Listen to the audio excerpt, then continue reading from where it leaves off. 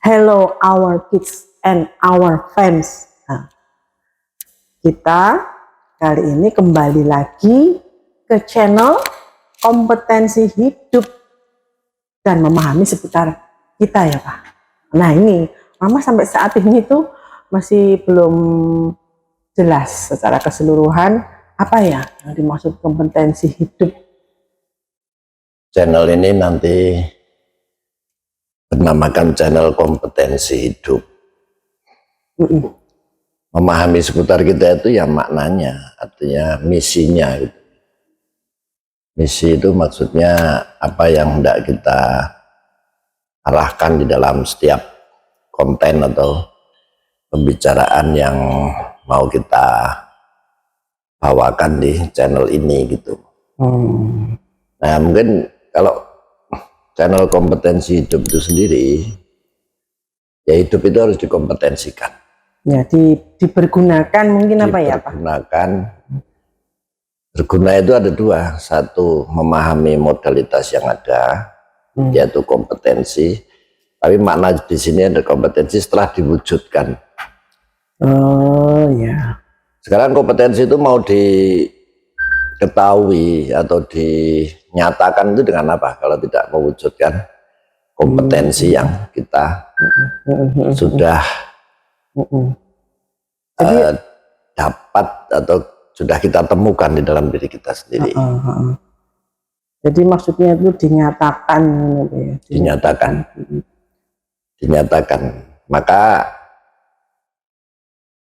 dari adanya kenyataan-kenyataan di muka bumi ini tadi, itu kan suatu hal yang nyata. Iya. Nah dari yang nyata itu bukan tiba-tiba nyata, pasti ada yang menyatakan. Oh iya. Nah yang menyatakan itu mengandung satu kompetensi. Hidup itu mau dipandang sebagai sesuatu yang begitu adanya ya bisa.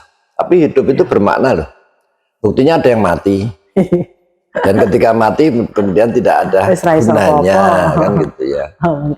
Maka kalau kita tidak bisa mengenali atau memahami hidup kita, kematian itu menjadi sesuatu yang menakutkan. Ya.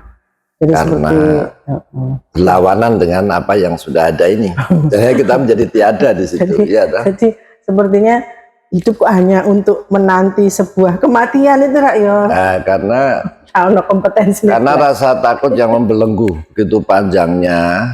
Iya. Ketidaktahuan itu dibiarkan sehingga kemudian makna kematian itu terbawa dalam setiap hidup. Lah lucu toh. Sudah jelas kenyataannya hidup. Tapi membawa kaidah-kaidah kematian yang ada di dalamnya. Berarti kita tidak memahami. Kayaknya ini memang harus diluruskan, Pak. Jadi penting ini. Dulu waktu ospek itu. Ospek tahun berapa ya? 84. Nah, 85 itu. Mahasiswa kedokteran yang baru masuk tak tanya satu-satu. Apa tujuan hidup? Apa tujuan hidup? Tapi ada yang menjawab secara mengagetkan ya. Tujuan hidup adalah mati. Tapi ya waktu itu menyentuh memoriku bagaimana ya pernyataan ini. Tidak kita salahkan dulu. Ya. Nah dia itu terus mengatakan, memangnya untuk apa? Semua kita mati kok. Nah, sesuatu yang mati itu memang menjadi bagian dari perjalanan wujud yang namanya sosok hidup ini. Ini kan sosok hidup. Semua orang pasti tahu bahwa suatu saat nanti akan mati. Sosok yang hidup ini. Makhluk ya, sebagai makhluk. Makhluk, iya. Tetapi hidup itu sendiri adalah tetap ada di dalam makna hidupnya. Dengan mati itu suatu yang berbeda. Ya. Karena dalam setiap sosok ini pasti menjumpai kematiannya. Tentu saja. Tidak usah jauh-jauh apalah. Mama sendiri pengen kecoa itu mati toh. Kan gitu ibarat. Kecoa aku rawati. Oh kelapa. Aduh, pokoknya sing dan kawan-kawan sing anjir. Dawa-dawa. Nah itu seolah-olah mengancam jiwamu sehingga kau inginkan dia mati. Nah, gimana? Sebetulnya kau ingin dia itu menjauh saja sebetulnya. rasa ngetok kalau maksudnya. Aku udah kompetensi untuk menghadapi dia soalnya. Bukan tidak punya, karena itu memang ada semacam suatu apa ya, ya satu ketidaknyamanan yang pertemuan itu menjadi tidak nyaman. Nah, Sopo sih yang nyaman karo barang-barang karena barang-barang itu. sekarang di bawahnya kompetensi hidup itu tulisannya adalah seputar kita. pemahaman seputar kita. Pemahaman itu dari pemahaman itu beda loh. Hidup itu semua orang punya, tapi memahami enggak dia di dalam kesadarannya. Seringkali tidak ngalamun. Ngalamun. Berarti hidup berjalan sebagaimana hidup jelas, hidup itu sendiri akan berjalan, tapi dijalani dengan ngalamun sehingga tidak ada catatan-catatan pemahaman yang dimilikinya. Semua orang juga kalau sekarang tidur besok bangun, tapi dipahami enggak itu? Bahwa di dalam setiap tidur dan bangun itu punya makna, di dalam setiap nafas keluar masuk itu punya makna dan perjalanan. Iya toh? Kan begitu. Jadi sebenarnya apa ya, kompetensi ki janjane kabeh ki wis do duwe to. Kompetensi hanya itu dia dihidupkan atau tidak? Tidak, kompetensi itu ditemukan. Oh, ditemukan. Jadi kompetensi itu tidak bisa disebut semua orang punya. Semua orang ya memang tentu ada kompetensinya, tapi level-levelnya. Terus kudu ono sing mengkompetensikan ya, ada nggak atau? Ada, tetapi bahasa mengkompetensikan itu adalah menemukan tiap-tiap diri dengan kompetensinya masing-masing. Jadi tidak mungkin mama punya kompetensi beda dengan aku. Ya temukan, tetapi pertemuan ini lewat kita nih misalnya ya. Pertemuan kita berguna. Nah itulah, berarti kita saling membawa masing-masing dalam pertemuan ini menemukan kompetensinya. Supaya pertemuan kita ini bisa menjadi tonggak bagi pemahaman atau kesadaran itu sendiri. Ini pertemuan kita ini loh. Pertemuan kita sebagai suami istri ini tadi, itu bukan lagi tentang hukum-hukum persuami istrian yang begitu diletakkan tinggi, tetapi adalah bagaimana kita menggali menemukan makna dari pertemuan kita. Maka indah mana sekarang? Ayo.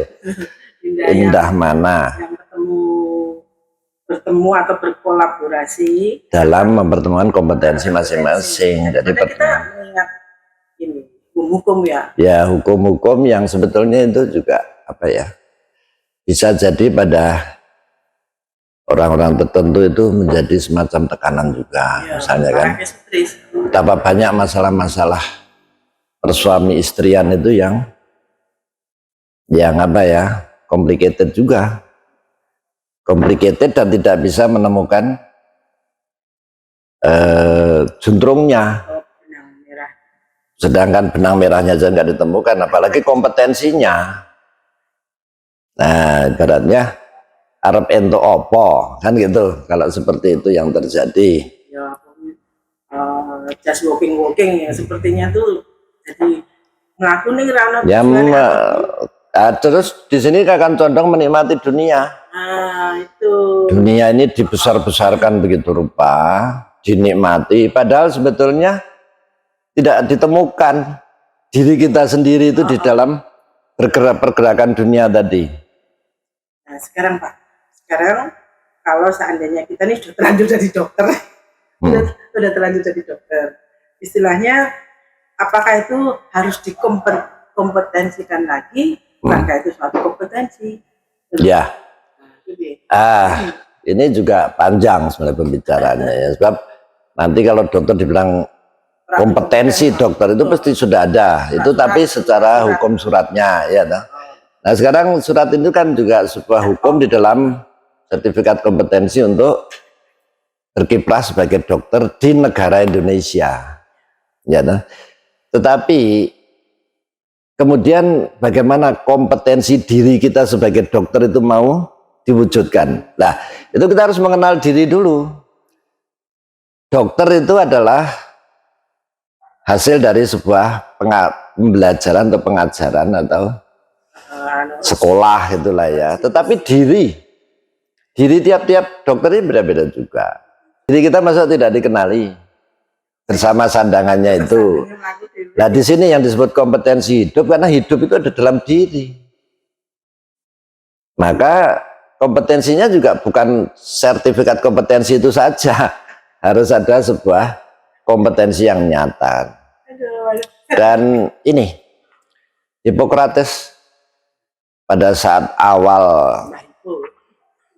mbahnya dokter itu ya, kalau bapaknya dokter itu mungkin baru udah mbahnya, karena apa? Terlalu jauh beda antara apa yang Hippocrates lakukan dengan yang kita lakukan. Maka Hippocrates mengatakan ketika seni pengobatan itu dipahami, maka itu akan mengandung kecintaan kepada kemanusiaan. Ini kelihatannya sederhana loh, tapi dalam juga. Dalamnya di mana? Ada seni pengobatan. Berarti kita mengobati atau memberi jalan sembuh bagi tiap diri. Ya toh? Nah, ketika itu disenangi, love. Berarti kita menyenangi seni itu. Maksudnya seni nggak disenangi terus berwujud apa seninya? Ayo. Nah, ini ada gitar kan karena mama suka gitar. Maksud suka itu sekedar suka untuk siapa sukanya? Iya kan? Nah, kita harus mencintainya. Lah, bukan harus sebetulnya. Sudah jelas bahwa kompetensi itu juga bersama rasa cintanya, bersama rasa cinta dalam mewujudkannya. Oh iya, rasa senang ya. Ya bagaimana kita tidak suka seni pengobatan? Berarti kita berjalan sebagai dokter sebagai apa? Robotik. Bersama seni mengobati atau? Robotik. Nah itu ketika seni itu disukai, seni pengobatan, maka kita akan menjumpai yang namanya pemahaman tentang kemanusiaan. Lebih lanjut lagi. Lah, karena yang sakit ini kan manusia. Kita kan dokternya manusia, berarti yang sakit itu manusia. Nah manusia itu berarti kita harus kenal diri kita dulu dong. Ya, ngobati karena mau mengobati orang lain. Sebetulnya refleksi antara dokter ini yang mengerti dirinya dengan manusia yang kita obati ini saling terkait. Bahkan kita jadi belajar. Ingat enggak dulu anatomi kita disuruh menghormati guru. Kadaver itu baru segi ragawi, struktur-struktur anatomisnya. Kemudian kita naik lagi fisiologinya, berarti geraknya, berarti cara bekerjanya, ya kan? Kemudian biokimia, berarti unsur-unsur yang lebih ke detail lagi dari tiap-tiap pergerakan itu. Nah, kemudian kita bergerak ke patofisiologi karena di sana akan ada masalah-masalah yang bisa muncul di antara manusia. Kemudian kita pahami pergerakan dari masalah itu. Sudah merupakan suatu kompetensi. Nah, pemahaman itu nanti kemudian implementasinya berwujud seni. Seni itu artinya apa? Fleksibel dong, tidak kaku. Iya. Iya kan? Sudah jalan jauh loh ini kita. Iya, sudah jalan jauh. Meskipun ini masih kita persingkat sebetulnya, ya kan? Nanti di dalam pembicaraan selanjutnya, makanya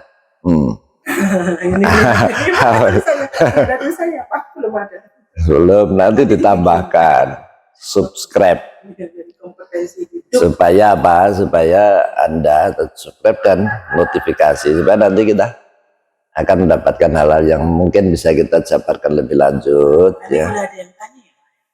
Itu namanya live. Oh iya boleh, itu di komen ya, di komen juga. Nah ujungnya tadi adalah pemahaman seputar kita. Berarti seputar kita itu dimulai dari putaran terkecil, yaitu diri kita. Itu namanya sekitar kita. Ini seputar loh. Seputar itu berarti lingkaran dari ring 1, ring 2 dan seterusnya. Ring terkecil itu diri kita sendiri. kita itu ya kita sendiri. Nah, masa kita tidak memahami diri kita? Nah, nanti berjalannya apa tadi? Bilang ngalamun ya itu. Nah, pertemuan dengan orang-orang yang sakit itu sebetulnya indah, bukan di dalam kemenangan atau kita yang lebih hebat dari yang sakit. Karena kita sok-sokan. Tidak, karena semuanya ada di dalam alam dan ada penciptanya.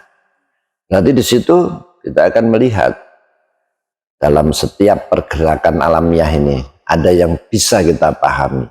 Nah, disitulah ilmu itu kemudian tercatat ya dalam diri kita masing-masing.